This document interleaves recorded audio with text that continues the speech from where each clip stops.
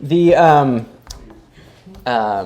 we're gonna there's a bunch of weird stuff about bodies and birth and food and animals and blah. It's like health class and cooking class, and it's weird, but we're gonna walk through some stuff just enough for you to know. I want you to take away today like what the point of Leviticus is, and that is the goal right now. So let's read this. The cloud covered the tent of meeting. The glory of the Lord filled the tabernacle. And Moses was not able to enter the tent of meeting because the cloud settled on it. And the glory of the Lord filled the tabernacle. Throughout all their journeys, whenever the cloud was taken up over the tabernacle, the people of Israel would set out. But if the cloud was not taken up, they did not set out till the day it was taken up. For the cloud of the Lord was on the tabernacle by day, and fire was in it by night, in the sight of all the house of Israel through all their journeys. The Lord called Moses and spoke to him from the tent of meeting, saying, "Speak to the people of Israel and say to them, when any of you brings an offering to the Lord, you shall bring your offering of livestock from the herd or from the flock." I ripped out the verse references on purpose because I want to show you how this is actually how Exodus ends and how Leviticus begins. This bottom paragraph is Leviticus 1, and the top paragraph is the end of Exodus 40. So these are scrolls, right? So the Exodus scroll ends, cannot enter. Leviticus begins, you just keep reading. The Lord calls out from the tent, from within the tent that man cannot enter, and says, "Tell everybody, when you bring an offering to the Lord, it shall be," and we kick off the process of answering the question, why can't we go in? How can we go in? So Exodus ends with a proverbial new Garden of Eden, right? New mountain of God, a new Garden of Eden. If you remember that diagram that showed the garden and the tabernacle, it's also like Sinai. A new Garden of Eden has been planted in the middle of Sinai's wilderness.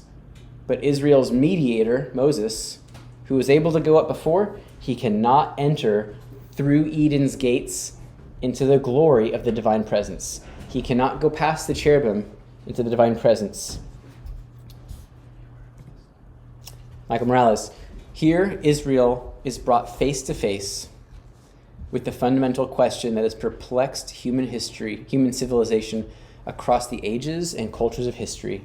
How does one get back inside, back to the golden age, back to paradise with God?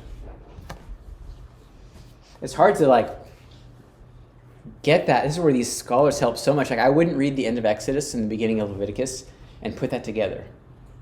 But when you zoom out and you go, oh, God says, I now dwell here, and they can't come in, and you go, we're still stuck. We still can't get in his presence. How do we get back to paradise with God? How do we get back here? The question Cain and Abel couldn't answer. Babylonians couldn't figure out how to do it their own way.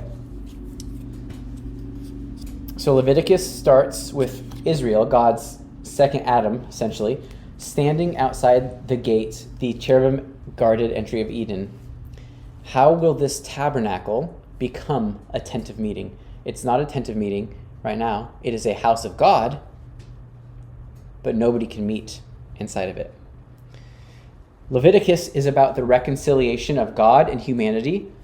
Israel's cult, that we're going to unpack, is the medium of engagement between Yahweh and Israel, bridging the division between the sacred and the profane. In this sense, it is Jacob's ladder. So now we're looking almost at Jacob's ladder. We're seeing God's presence, and we're on earth, but we don't see the ladder yet. We just see God in there, and we're like, how do we get in there?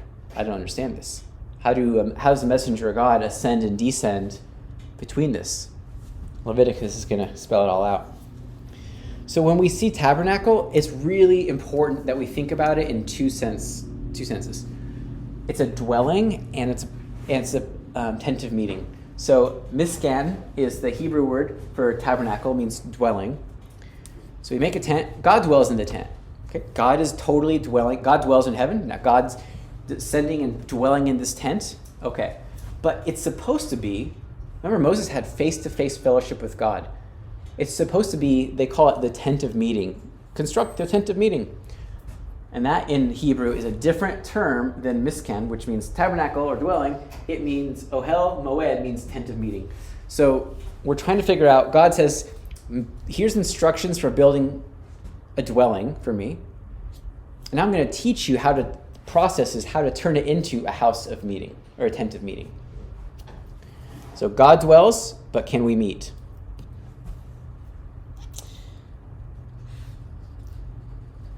This is the primary theology of Leviticus and of the entire Pentateuch. God is opening a way, starting now, God is opening a way for humanity to dwell in the divine presence. Leviticus is about God opening a way to dwell in the divine presence. Now, keep in mind, these are all like types and shadows, right? So we're going to get into this. It's going to be really weird, and it's just for Israel. And you're like, what about everything? Well, the goal is to get everybody back here. But he's making a way for his chosen people because nobody on the earth chooses God. We already learned that, right? Even the Israelites. Moses goes up. Everybody else is like, nope, golden calf time. So let's see what happens. Here we go. Morales again. Entering the house of God to dwell with God, beholding, glorifying, enjoying him eternally, I suggest is the story of the Bible. The plot that makes sense of the various acts, persons, places of its pages, the deepest context for its doctrines. This slide is a slightly longer version of what I wrote up here. The Bible is a brilliant, unified story about God wanting to dwell with you. And Morales is saying, entering the house of God to dwell and behold and enjoy him is the story of the Bible. What's the Bible about? It's about that. Okay, remember we talked about chiasm, structure. There's different types of structure, but there's so much brilliant structure baked in. And remember how we talked about the center of the structure, or the center of the chiasm, is usually the author's like main point, the meaning, the big takeaway, the home run, so to speak. Okay. If we look at the Pentateuch, the structure not just of a passage in a book, and not just of the book, but if we look at the structure of the first 5 books, the Pentateuch, we will see a story that shows the journey of people into the abode of Yahweh atop his holy mountain. Genesis and Deuteronomy, moving into Exodus, Numbers, into Leviticus. Okay. Genesis, separation from the nations. Promise of blessing, seeing the land, descendants in the land. That shifts to Exodus. Israel has desert journeys, apostasy and plagues, Pharaoh and magicians, and firstborn Levites. Leviticus, sacrifices. It's all about sacrifices, cleanliness, and holiness. But those are not means to an end, means of themselves or an end in themselves. They're a means to an end. They're a means to the presence of God. And check this out. This is crazy. Exodus and Numbers. It's all about desert journeys, apostasy and plagues, Pharaoh and magicians, Balak and Balaam, and then firstborn Levites. You're like, what? Separation from the nations, blessing, seeing the land, descendants in the land. This is the Pentateuch. There's other diagrams I've seen. The Pentateuch is a mountain. Like, to get into Leviticus, where we're finally like, we can get in the tent. How can we get in the tent? Is the pinnacle moment, the central point of the Pentateuch. The presence of God, the structure itself is demonstrating how this whole crazy story is about entering into the presence of God. Think about this too. Genesis and Deuteronomy both end, A and A, both ends with the death of a patriarch. Jacob dies at the end of Genesis. Although actually, why was I thinking it was Joseph? Maybe it's Jacob. And it's Joseph. I wrote it wrong. Joseph dies at the end of Genesis. And who dies at the end of Deuteronomy? Moses. Yep. Right? They both end with death. Both end blessing the 12 tribes before dying outside the land. Exodus and Numbers also have many parallel things, framing Leviticus as the center of the Torah, the Pentateuch. Anybody want to guess what's at the center of Leviticus? And therefore at the very, very center of the entire Pentateuch? The middle of the middle? Any guesses?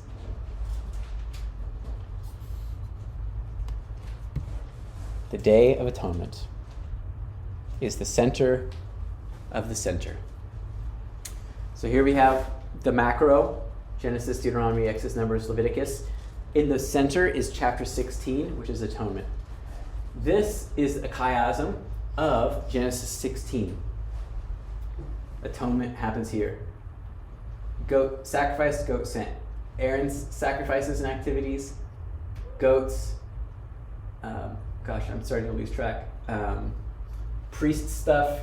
Aaron should not go into the Holy Holies anytime he wishes. Anointed priest is able to go in and make atonement once a year. And those are bookended by Yahweh said to Moses, as Yahweh commanded Moses. So the very end is atonement. Now you're probably still a little bit like, that sounds really cool, but I don't really know what atonement is. We're going to talk about that too, because that was my reaction.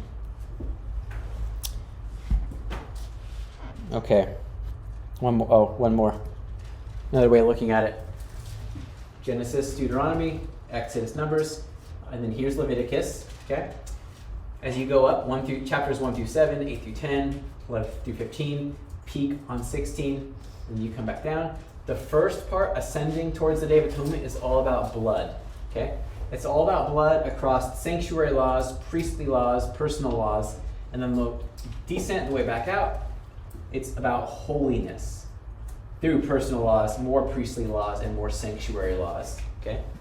So that's a framework, and that's a loose structure for going like, oh, I see how things... Now, I don't understand all the priestly laws, and I don't understand some of the weird parts, but you can see it's about blood to the Day of Atonement, and then it talks more about holiness across those categories. Also, chapter 16, the center, there are 37 divine speeches in Leviticus. There are 18 on either side of the Day of Atonement. This is mind-blowing. It's literally laid out where God gives 18 divine speeches, and then there's the Day of Atonement, and he gives 18 more. It's just this perfect structure, just like the 10 speeches in creation, the 10 curses and plagues in Egypt, just like 5 curses in the beginning and 5 blessings to Abraham. The structure of these literary works and how they're written this is why I inserted that one little word, brilliant. It's just absolutely breathtaking. Morales. Like moving inwardly along rings of a target, we have surveyed the structure of the Pentateuch, concentrically moving from 5-fold arrangement to the inner books of Exodus, Leviticus, Numbers, and then to the Sinai narrative, which is within that, Exodus 19 to Numbers 12. Then to the central book of Leviticus, and finally to the innermost ring itself, the Day of Atonement, and Leviticus 16, the narrowest aim of the Pentateuch's formation. The shape of the Pentateuch, I posit, follows and forms its unifying theme. Yahweh's opening a way for humanity to dwell in the divine presence.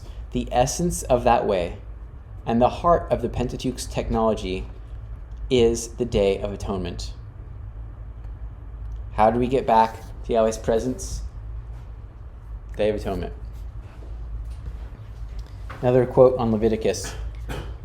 From perhaps the most basic vantage point, one may consider Leviticus in 2 halves. Chapter 16 serving as the fulcrum, summing up the sacrificial cult, and functioning as the segue for the call to holiness. The first half deals primarily with the approach to God through blood, while the second half is taken up with life in God's presence through increasing holiness. The overall goal being fellowship and union with God.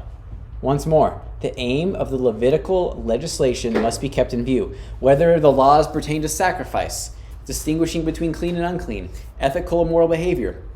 The aim of the law is fellowship and union with the living God.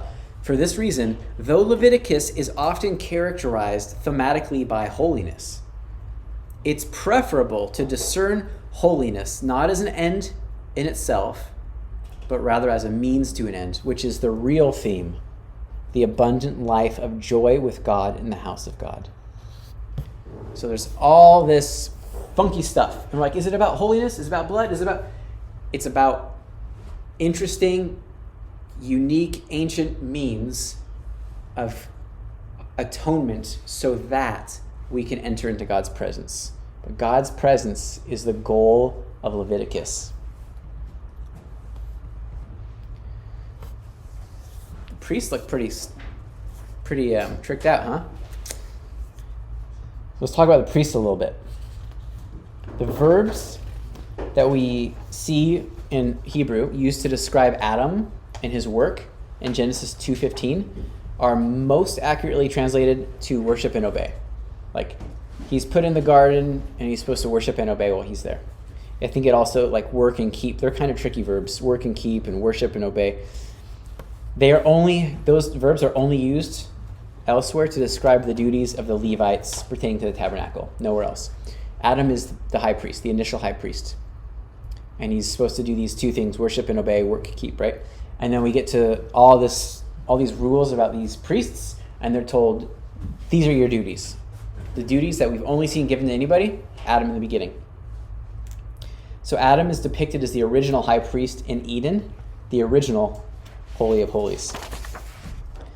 Adam and the priest both need their nakedness covered, Genesis 3:21, and then here in Exodus 20, and also in chapter 28. And they both use the same verb to clothe and the same noun for tunics. So again, language in the Hebrew is very specific. So we see 3:21, Yahweh made for Adam and his wife tunics, caught of skins, and clothed him, that word.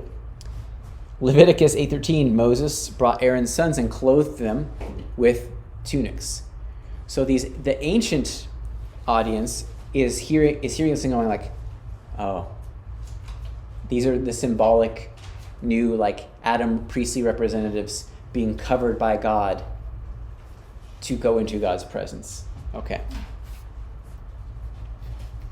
So when you think shorthand ways, like when you think about priests, Adam was the original. And there's all this stuff about how these priests are copying it. Okay. Take a deep breath. We're going to start talking about just a few sacrifices and rites. Leviticus 1-9. So they don't get to go in until I think chapter 10. So verses 1-9 is like this little bridge from like Moses couldn't enter, and God's like, all right, do this, cut this, sprinkle here, flip this, rub here, do this, touch your teeth, your nose, your teeth, whatever. All this stuff. There's 9 chapters of it. There's a few things worth calling out. So remember, tabernacle represents the mountain of God, and an altar at the base, and altars facilitate the ascent to God because something is burning and ascending.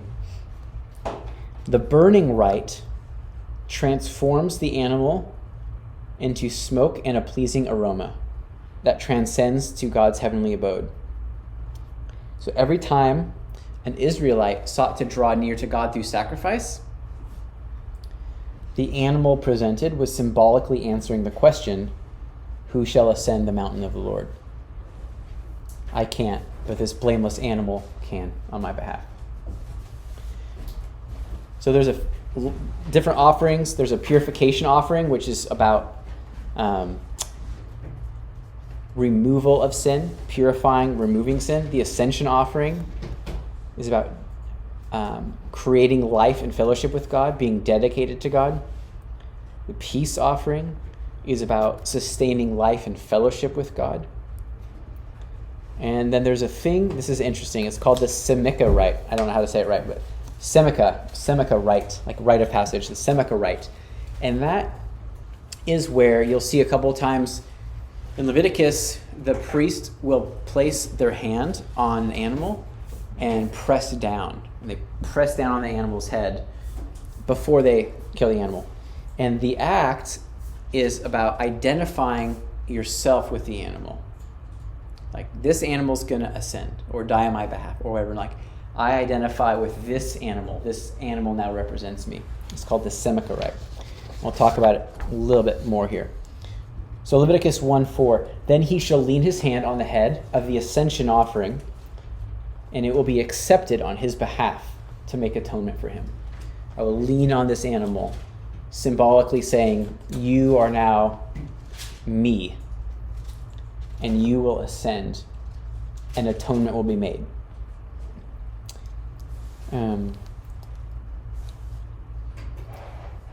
It is a blameless substitute, identified as the man, so it can ascend on his behalf. There's another rite called the slaughter rite, the sahat. And this is the killing in Leviticus 1:5, the killing of an animal by slicing its throat. Ezekiel expounds on this. This is acknowledgement that the soul that sins shall surely die. The soul that sins shall surely die. For the worshiper, the blameless one, this little animal must die, a life for life. This is the inescapable consequence of the worshiper's own sinfulness and death. I am dark, I am corrupt, I am sin. This animal is not. There can be no something needs to die, and if God's saying you don't have to die, but this innocent thing can identify you, then it will have to die in order to ascend into my presence. You want to go through the gate with the cherubim? You would have to die. Pick something pure that can go through and die and ascend on your behalf. And it makes way more sense of animal sacrifices and confusing moves and all that when you're like, okay, I can't go there. Can something go on my behalf? Well, none of us can go on each other's behalf. Maybe this innocent animal can go. Maybe it can identify as me. But it's going to have to die because it's representing me. And then it ascends through the smoke and the flame. There is no atonement apart from death, because we deserve death. The worshiper dies through the animal's death, accepting that judgment and being delivered through it. So it doesn't get totally fleshed out until we see the ascension of Christ, but God must be approached through death. God must be approached through death. We are too filthy to be behold before him in the life we live right now. Think about this. Through the waters of death, Israel died to the old life in Egypt in preparation for life with God in the Promised Land. Noah was delivered through the waters of death, dying to the old creation to live in the present one. Does that remind you of anything? Baptism? Mm-hmm. The symbolism of like, there's no animal for you anymore. There's no animal for you to lay your hands on. Somebody already died for you. So if you symbolically acknowledge that death, you are dead. You accept that Christ was killed in your place. You can rise and live in this state that allows for ascension into God's promise. And by doing that, by going through this sacrificial death process, we go back to that term, blot out. Your sins will be blotted out like the waters that killed and wiped out and purified everything, blotted it all out. So now you deserve death and blotting, and you accept not a goat's sacrifice or a lamb sacrifice, you accept Christ's sacrifice, because you can't live before God without death. And then rather than you being blotted out, your sins will be blotted out. They take the blood and they sprinkle it everywhere. Flick, flick, flick, flick, flick. And then they smear it everywhere. And the blood represents an innocent life. It doesn't necessarily, it's death, but it represents life. It represents this pure life.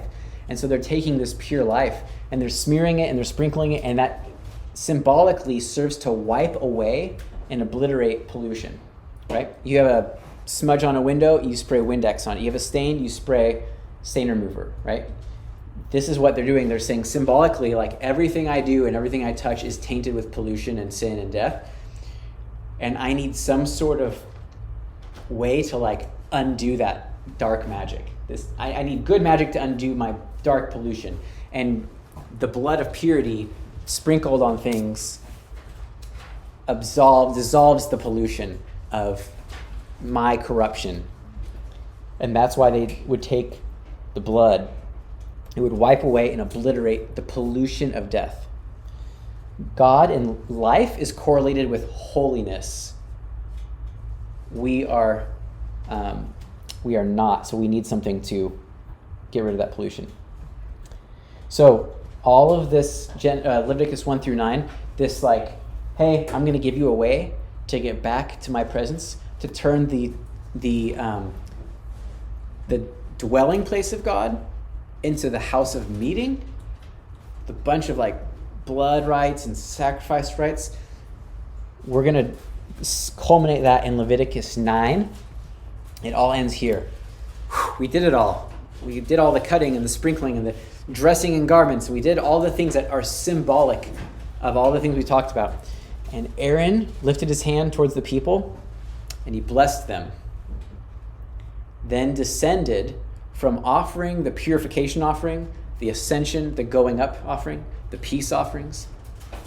And Moses and Aaron entered the tent of meeting. And they came out and blessed the people. Then the glory of Yahweh appeared to all the people, and fire came out from before Yahweh and consumed the ascension offering and the fat on the altar. And when all the people saw it, they shouted and fell on their faces. We did it all. We symbolically got rid of our pollution and our sin, and only your representatives, right here, none of these people, few of your representatives, Moses and Aaron, go into the dwelling of God, transforming it into the tent of meeting with God. And they come back out, and what happens? God, as a consuming fire, consumes the sacrifice. It appeases him, because otherwise his fire would have consumed them. But it consumes the sacrifice on their place. And the people shout and fall on their faces, okay? It's important to remember that.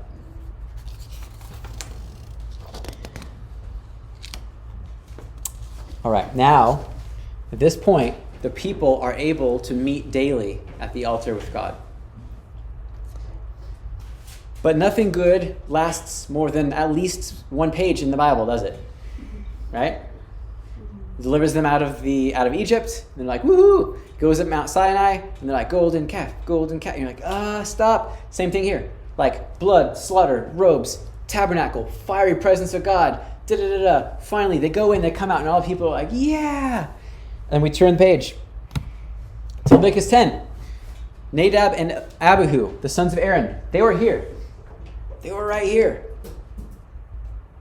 They made it halfway up. They got to have that meal with God. They took each his own censer, and they put fire in it, and laid incense on it, and offered unauthorized fire before the Lord, which he had not commanded them. And fire came out from before the Lord and consumed them, and they died before the Lord. Then Moses said to Aaron, "This is what the Lord has said. Among those who are near me, I will be sanctified, and before all the people, I will be glorified." And Aaron held his peace. Yahweh consumes a sacrifice, and the people shout. Yahweh consumes Nadab and Abihu, and Aaron is silent.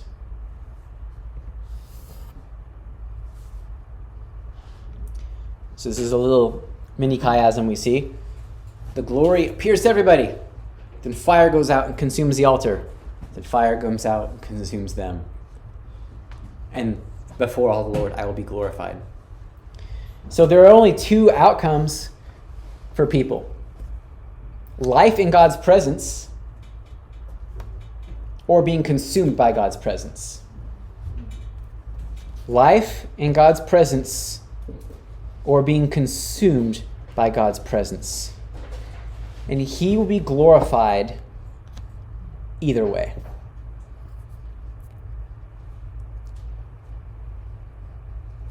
Life in God's presence,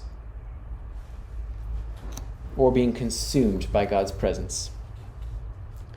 This clearly forecasts the final day of judgment, when God will be glorified both in casting the wicked out of his presence and in ushering redeemed humanity into his presence.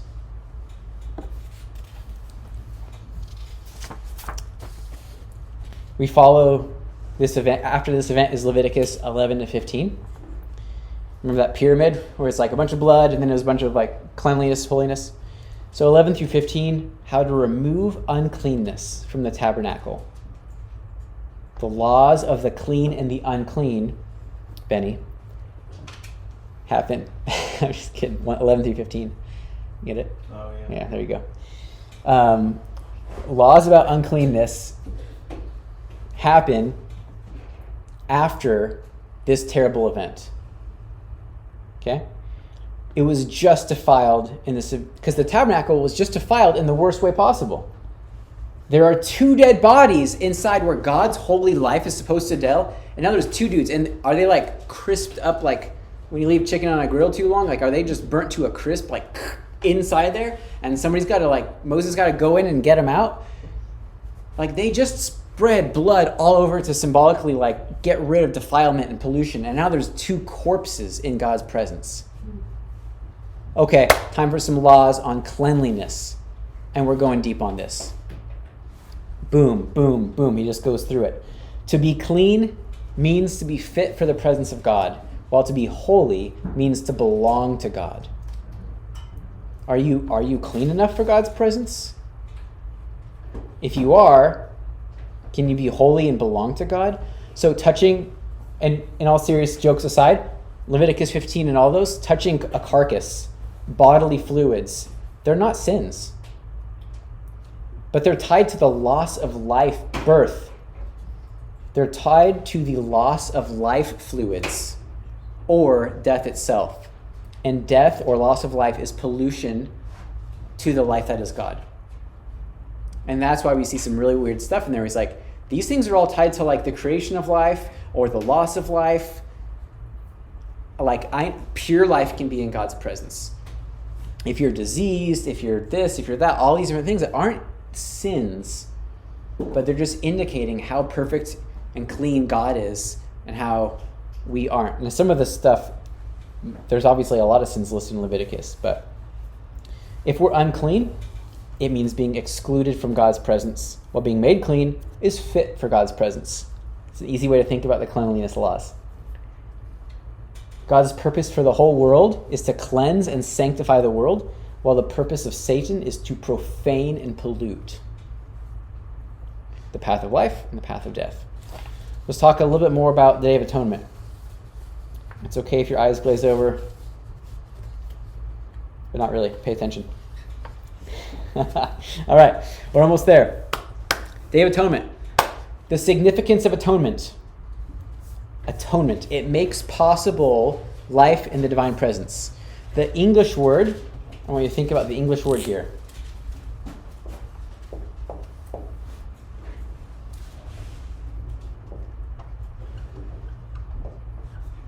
Atonement.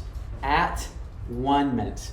It has the idea of reconciliation baked into it. We need atonement to be in God's presence at 1 minute. We need to be in God's presence.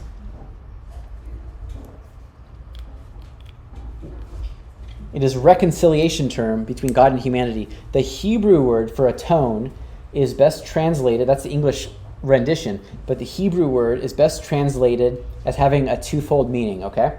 So Hebrew, twofold meaning: ransom from death and purification from pollution. Ransom from death and being purified from pollution. Because those are the two things that need to happen to be atoned at one with God.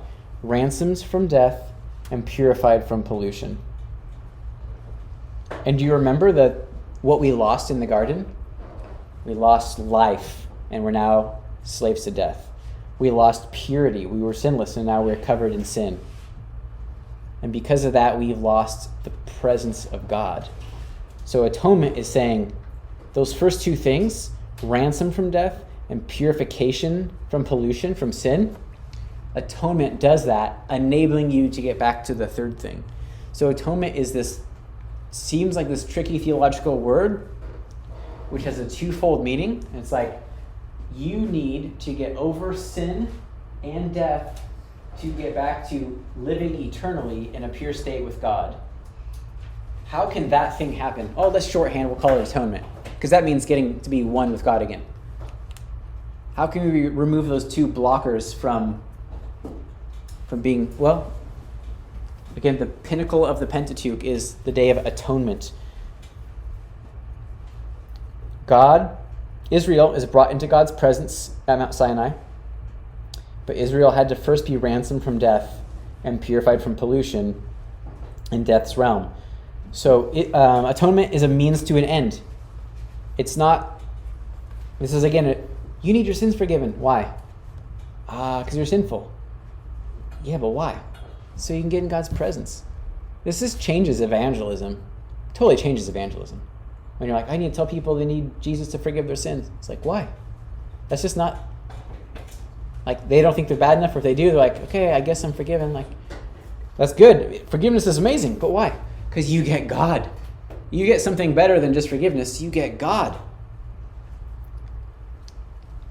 The Day of Atonement is an annual event. It happens once a year.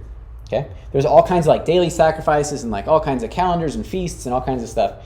But the Day of Atonement is an annual cleansing, not just of Israel, but of the sanctuary itself, the tabernacle itself. It reestablishes the original founded order of creation.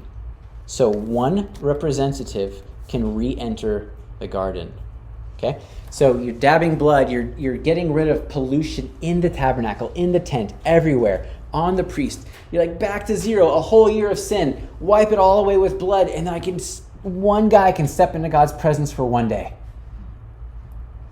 Okay, so the goal is still life with God in his presence. And God's showing like, that's a big lift, because you're terrible, everybody's terrible. You defile my sanctuary, you defile yourself, you defile the nation, you defile the ground, because remember, you're the same as you were before the flood. So let's do this. Once a year, just cover blood bath everything. And for a second, one guy can step into my house and have face-to-face fellowship with me. It's encouraging and it's not encouraging. One guy can go into Eden once a year. Did you say it in this chapter? No, this is just going back to the tabernacle. Oh, I'm sorry. So remember the slide where this is the Holy of Holies? Oh, you mean that? And this is the holy place, like regular holy. Yeah. And then this is the altar, and then here's the courtyard area. So Day of Atonement is the only day of the year that this curtain gets opened and one person can go into the Holy of Holies, which is the summit of Sinai, which is the inner court, or the innermost part of the garden with the tree of life where God walked with Adam and Eve. So it's the symbolic center of the garden. It's God's flaming presence on Sinai. It is the center, and this room sat empty for 364 days of the year. And the only way to unlock that was the Day of Atonement. One guy could go in one day. That's it. Yep. Yeah, I didn't explain that. Thanks for catching that. So they had the ritual. There's a ritual on the Day of Atonement. There's lots of rituals and sacrifices and stuff all over, but the Day of Atonement one, the main one that allows one person to go into Eden to be with God once a year, the ritual had a purification offering and an ascension offering for the high priest, for the guy to go in. And the same sacrifices for all of Israel. So you're like, okay, let's make Israel right, and then you need your own sacrifices because you're terrible too, Mr. Priest. We're going to do all that as part of this entry process. So this is what they did. Again, don't worry about the details. First, purification offering for the high priest and Israel. Then, next, the elimination rite, which we're going to talk about, with a scapegoat took place. Then, the ascension offerings for the high priest and Israel. So, purification offering for high priest and Israel. then elimination rite with a scapegoat, then the ascension offering for the high priest in Israel. That was the ritual that they would go through. So I say that to say, like, this is what they would go through for the Day of Atonement, and I want to talk about the elimination rite with the scapegoat. You've all heard the term scapegoat. We need a scapegoat. We need somebody to blame. So the elimination rite, right in the middle of those sacrifices for the priests in Israel, there's 2 goats, and they're twin goats, like pure, perfect goats. One wasn't better or worse than the other, right? One was slaughtered, and that goat's blood was sprinkled on the mercy seat in the Holy of Holies. So that goat vicariously enters into God's presence through death, and its blood gets sprinkled in God's presence, okay? The other, taking Israel and the high priest's sins away from the face of God, is expelled to the east. Just like everybody. Just like Adam and Eve specifically, right? We're close to God's presence. Well, we're going to send one goat's blood in, and the other one is going to go out into the wilderness, into the land of death to die. So the Day of Atonement includes 3 main rites combined into one ceremony. The entrance rite of the high priest into the Holy Holies. An entrance rite of the high priest into the inner sanctum. A cleansing rite of the tabernacle, the whole process, cleanse everything. And an elimination rite of the people's sins. Okay, so it's saying 3 things have to happen. We need some rites and some things to do to get that high priest in there, into the Holy of Holies. You know what else we need to do? Everything's dirty because you're all dirty. We have to depollute and cleanse everything. And last but not least, so you go in, we clean everything, and then sins go out into exile. And we're going to do that with funky things and goats and blood and earlobes and robes and pressing on animals' heads, but that's what we have to do, okay? We got to get you in there, we got to get the bad stuff out, and we need to purify this whole area. So the Day of Atonement reverses this movement of uncleanness toward the tabernacle throughout the whole year. So all year long, there's all this sin, everything's defiled, and it starts off in a clean. This is interesting, there's an eastward sprinkling of blood on the atonement lid, blood, before the ark, and then a cleansing. Then it says cleanse the holy place, blood. Then the altar, blood. And then the live goat carries sins off to the east into the wilderness. So starting at the holy place, we cleanse from the center point out, undoing all the sin. Okay, here's a little history of ascension offerings in Israel's history, right? Noah on Ararat atones at the foundation of this new beginning. Abraham on the summit of Moriah, the Hebrew is atonement offering that he used for to offer up instead of Isaac. Moses on Sinai offered himself as an atonement for Israel after the golden calf. And then the Levitical priests offer atonement sacrifices to ascend to the summit, the Holy of Holies. So we have this pattern. Now we go, oh, it makes it like you can see Noah a little clearer. Like God knows what he's doing the whole time. He's adding all this detail. And you go back and like, how did Noah know about like what animals were clean or not? And he offers this ascension. How did he know what like an offering was or what it would do? Like where'd that come from? And you get more and more information, and you go back and you reinterpret the stories in light of the unfolding narrative. So if atonement is how it's a sacrificial death, and it overcomes death and sin, that word atone, and we see this pattern all through Scripture with Noah, Abraham, Moses, the priests, what should Adam have done in the garden? Is it possible, when you're looking at these themes and you go back at Adam, should he have offered himself as an atoning sacrifice for his wife?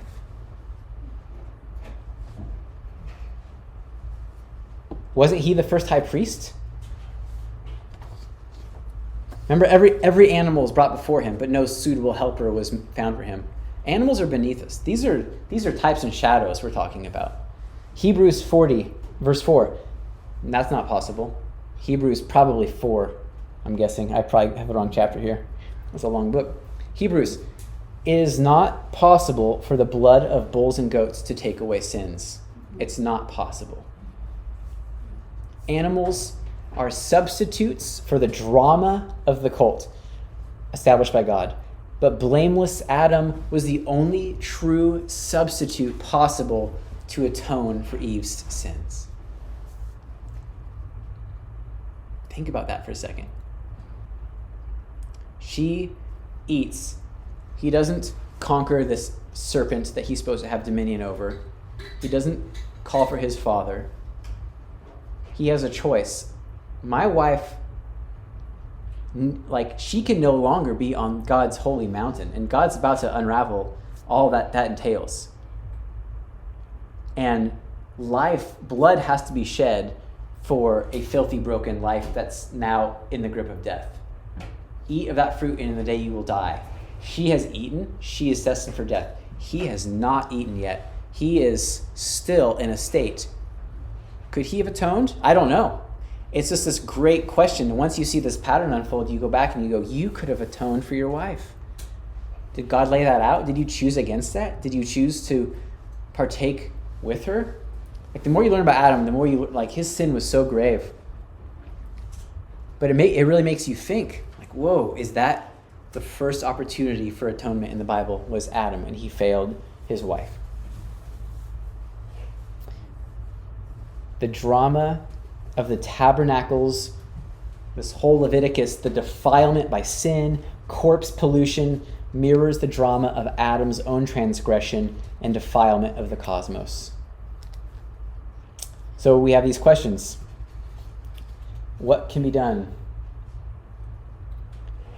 The Day of Atonement, is everything lost? The Day of Atonement sets the stage for this drama, and it shows us, if you're looking at this, you're like, okay, Israel, you can meet with God, but one person can meet with God.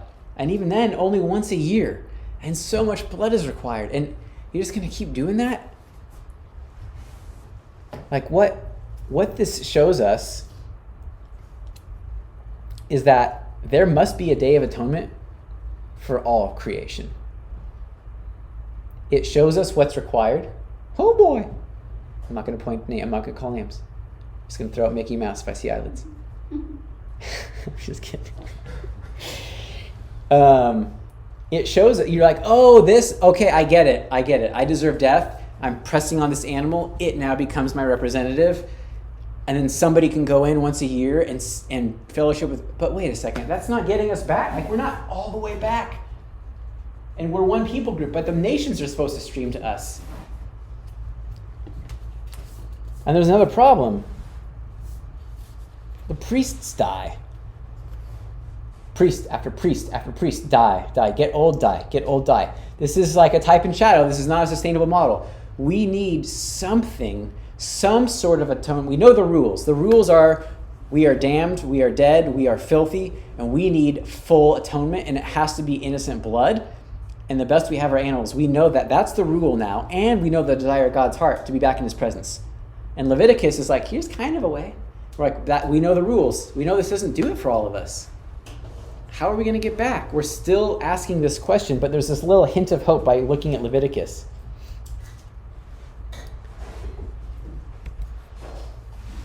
All right, the story so far. The end of Exodus, the last 15 chapters. Promise, God will dwell among Israel. It's fulfilled. Divine glory fills God's house, right? They construct the tabernacle, and God's glory fills it. And then you continue the story. The end of Exodus through Leviticus 9. Crisis. Divine glory filled the house, but we can't enter the house. Resolution. By the end of chapter 9, they enter God's house. Yahweh appears. And then Leviticus 10 through 16. They can't enter within the veil, and the tabernacle is defiled with corpse pollution. Resolution. The rest of Leviticus, they're taught how to clean death and pollution, and they end up entering within the veil. It's a nice, easy way to feel the drama and the tension and the goal of God and how we fail and how he keeps making ways. Here's an even shorter version. Genesis, the longing for Eden. Exodus, the return to Eden in the form of the tabernacle planted in the wilderness with God in the Holy of Holies, right? Leviticus, entering the Garden of Eden.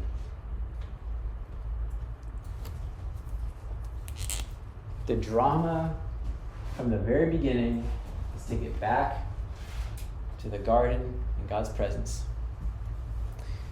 I ask my kids, what's God want from you? What's Christianity about? To live with God forever in his garden. That's their answer. To live with God forever in his garden. Leviticus 16 is where it happens. Check this out. I love this. It's similar to the diagrams from earlier. So at creation, in Eden, the fall pushes us east, right? Out of the garden midst, past the gate, off the mountain, into the land of death. And then at Leviticus 16, the process of atonement pushes us back past the altar, through the cherubim, into the Holy of Holies. It's a directional reversal. If you can understand the fall, which is really easy to understand, we ate, we're going to die, we think we're God now, and we're exiled off his mountain. All these symbols just basically say, hey, it's just undoing that. Just kind of some weird stuff, and don't eat bats, by the way. Like, what? I trust you, but I got to go back. Just going back. Hebrews 10. I think Hebrews is probably my favorite book at this point. For since the law has but a shadow of the good things to come, instead of the true form of these realities, we're not all going to be huddled around a tent in a desert. It can never, by the same sacrifices that are continually offered year after year, can never make perfect those who draw near. Otherwise, they would have not have ceased to be offered, since the worshippers, having once been cleansed, would no longer have any consciousness of sins. I was cleansed. Don't need to do it next year. Nope, you do. But in these sacrifices, there's a reminder of sins every year. For it's impossible for the blood of bulls and goats to take away sins.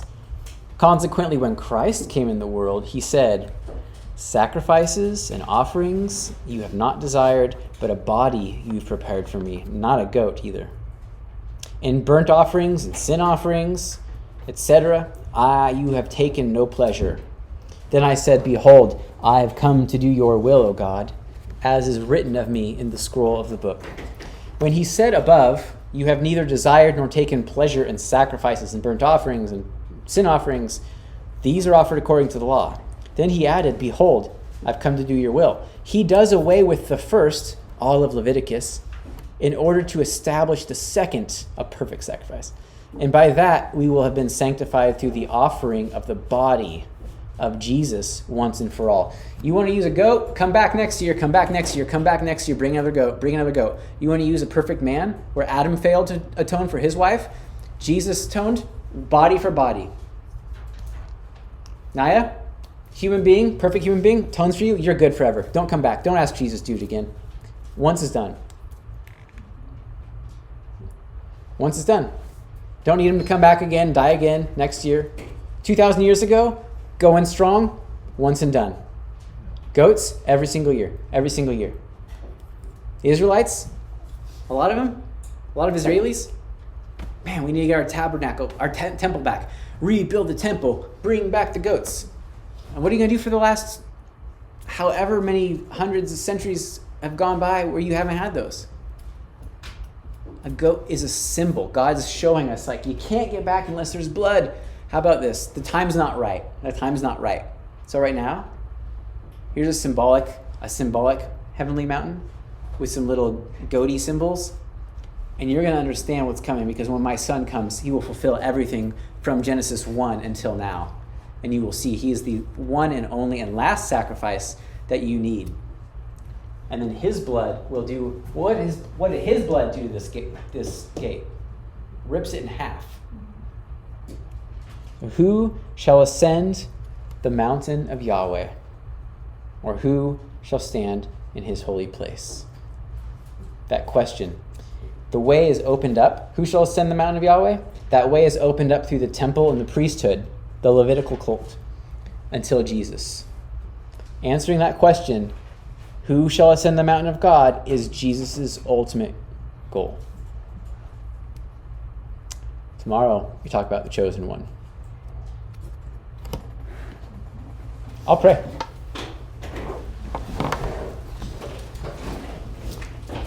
Lord, thank you for scholars who just do all this hard work on Hebrew language and ancient Israelite culture and can put this stuff together and explain your word in just the most beautiful narrative way possible. Lord, help us to see your heart, to see that there's one sacrifice, to see that we're all under a curse, and that the law isn't about us earning anything. Even then, it's about sacrifice.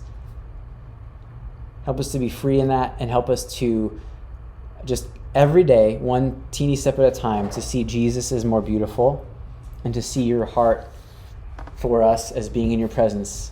Please replace the lies in our head. Please replace the bad theology. Please light our hearts on fire with delight that we get to be with you someday. Amen.